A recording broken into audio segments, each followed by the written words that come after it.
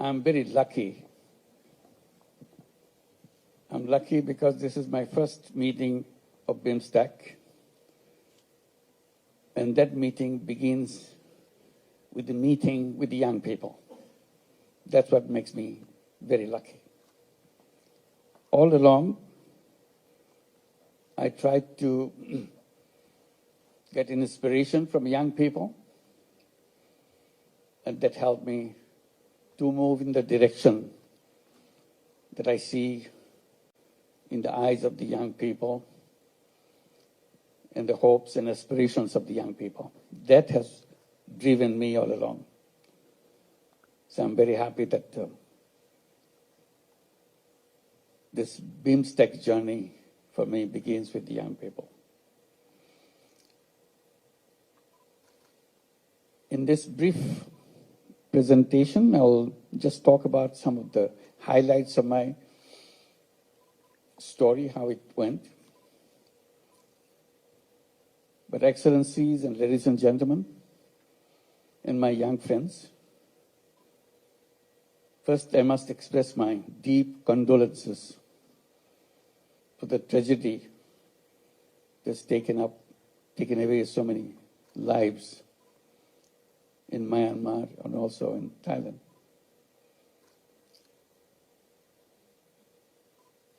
And this makes us aware of the limitation of our capacity to save people, and uncertainty, the way nature behaves, that we cannot track. We have a long way to go, how to make sure we understand the nature and get along with it, making sure we can save people from those uncertainties that confronts us. Bangladesh is also a part of the area which is prone to earthquake. Luckily, we have not hit by such tragedy in Bangladesh yet.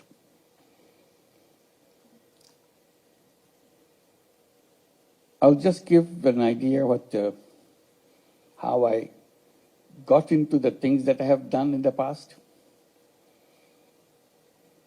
I was just mentioning to His Excellency, Minister of Social Development, that I used to teach in the USA, in Middle Tennessee State University, back in end of 60s and beginning of 70s.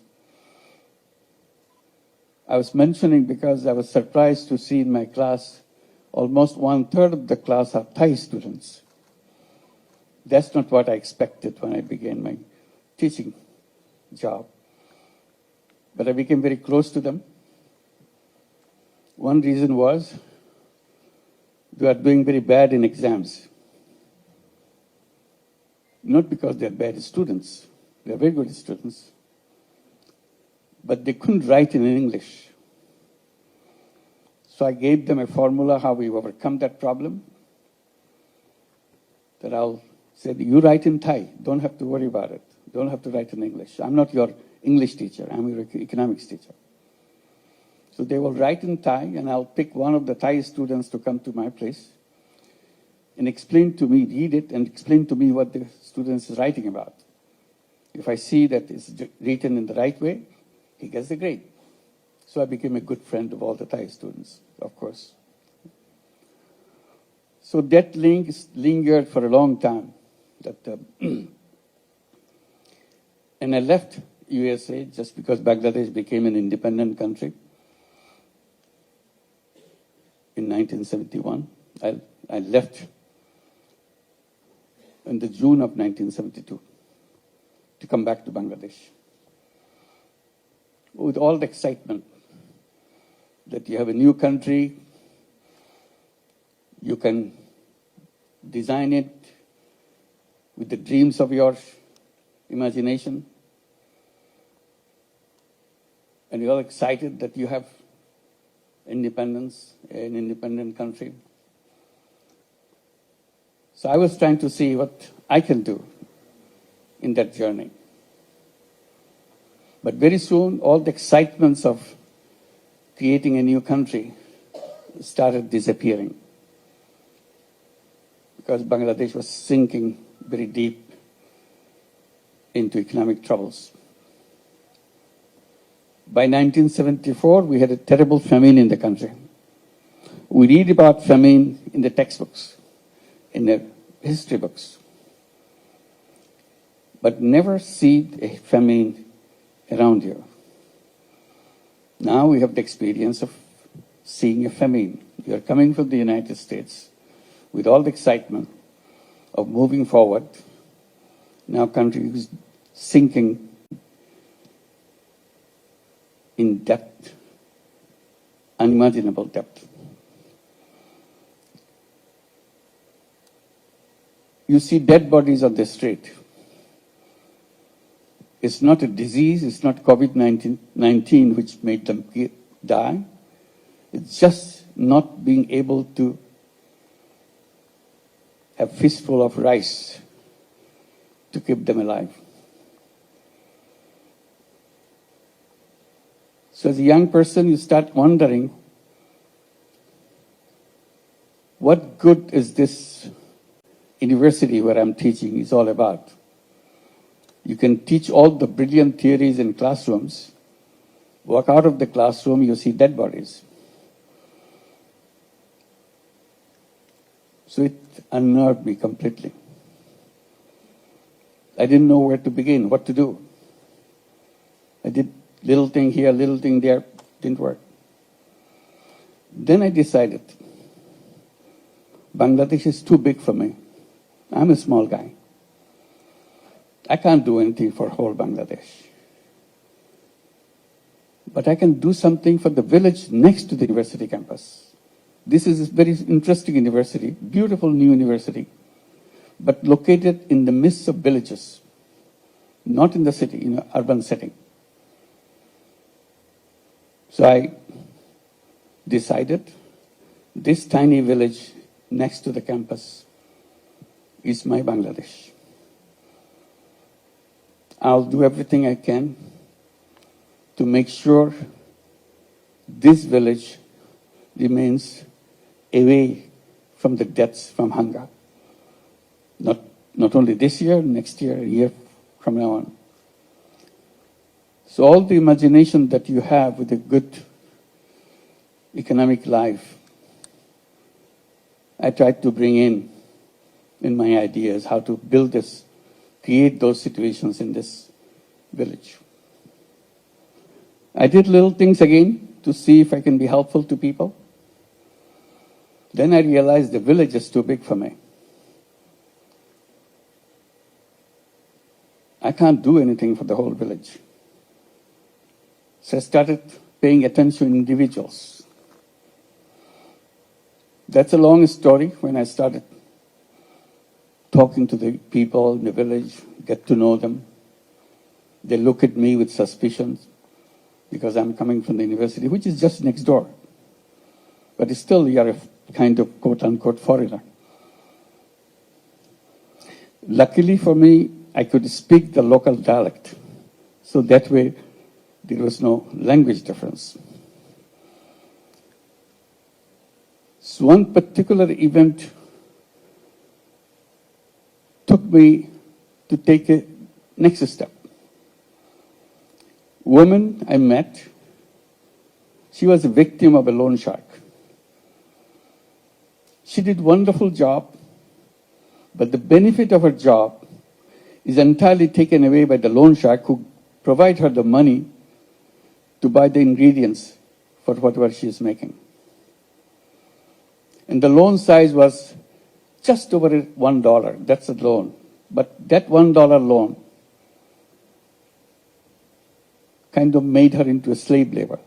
And instead of overcoming the problem, she became a slave labor because whatever she prepares, the condition of the loan shark is, you have to sell anything you produce to me at the price I decide. Imagine that. So in the conversation, I said, if I give you the dollar, can you produce and sell it in the market? She was not familiar with the market. She said, I can try. So that was my first loan I gave. Gave her $1. I said, you have to pay me back. But whenever you can, I'm not going to force you to do anything. And the results I got from her kind of made me think, if $1 can do such a thing, why don't I do more? And I still have lots of money in my pocket. I'm coming from the United States. I was teaching there for several years. My pockets are full with dollar. So that was the beginning. And it led to step by step, not only just lending money, but raising questions, fundamental questions. If this money, this dollar can change one person's life, and you get your money back, why don't we do more? I go to the bank in the campus. It's a newly built campus, newly built banking offices. I talked to the manager. I said, why don't you lend money to the people, poor people in the village? He was shocked. He simply argued, bank cannot lend money to poor people. They argued and argued. Nothing changed. I said, you know what? Your banking system is totally wrong. You are built in a wrong principle. The principle that you work with, the more you have, the more you get. So you're always looking for the guys who have more, so that you can give them more. I said, that's kind of reverse of the actual principle that you should have. Actual principle should have been, the less you have, the more attention you get. My first responsibility is to go at your door to serve you. You don't do that. As a result, you create this problem for the whole village and for the whole country. Now I see it's the whole world. Same banking principle. The more you have, the more you get. If you have nothing, you get nothing. So stay there. The whole idea of transforming the society is killed right there. There's nothing wrong with people. They're full of energy, full of creative ideas. But institutions are built in the wrong way. So I started becoming very vocal. Since I'm a university professor, I'm quoted in the press. I make it very, very sharp. People laugh at me. This crazy guy, don't understand any business, any banking.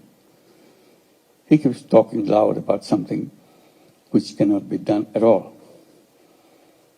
Poor people need jobs, not money.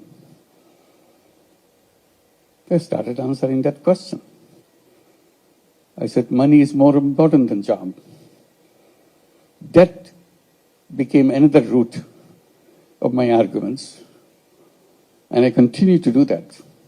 But for the time being, I'm saying, not only banks should be made in a way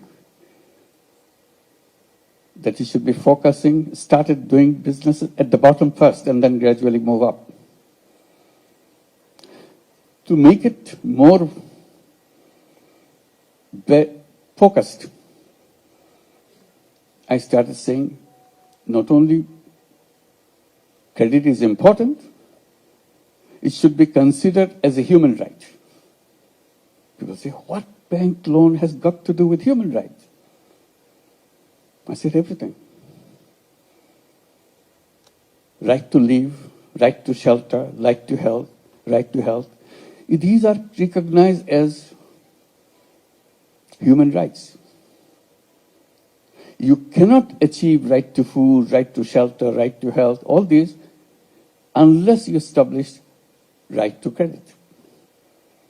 The moment you have the right to credit, others will be established by themselves, by people themselves. You don't have to bring it from outside, because credit leads to income. So that continued. I said, since bank doesn't give the money, why don't I create my own bank? So that is another route. We started with that $1 loan. Now I'm talking about creating my own bank. It took a lot of time. Finally, I created a bank for the village, called it Village Bank. In Bangla, we call it Grameen Bank. That's the word you hear. Grameen means village, village bank. And I was very excited. And how do we get all this thing done? With all my students. I didn't have anybody else. My students loved those ideas. They were with me all the time. Continued with that. So it's established in the village, then it started spilling over to the other villages and other villages. Soon we see it became nationwide bank. Everybody said, why do you do that? That doesn't do anything, this tiny little money, $5, $10, $20. That's not, I said, that's the beginning. First dollar is the most important dollar in everybody's life. But the world denies that money. What I'm doing, I'm just bringing that as a human right, that you can do that. As a bank, it's not a charity. Then I started arguing about the charity versus loan. I said, charity is a wonderful idea. Charity money goes out, does wonderful things. The money doesn't come back. So you have one time use your money. But if you invest and lend the money, and the person who took the money promises to pay you back with interest so that you can cover your cost.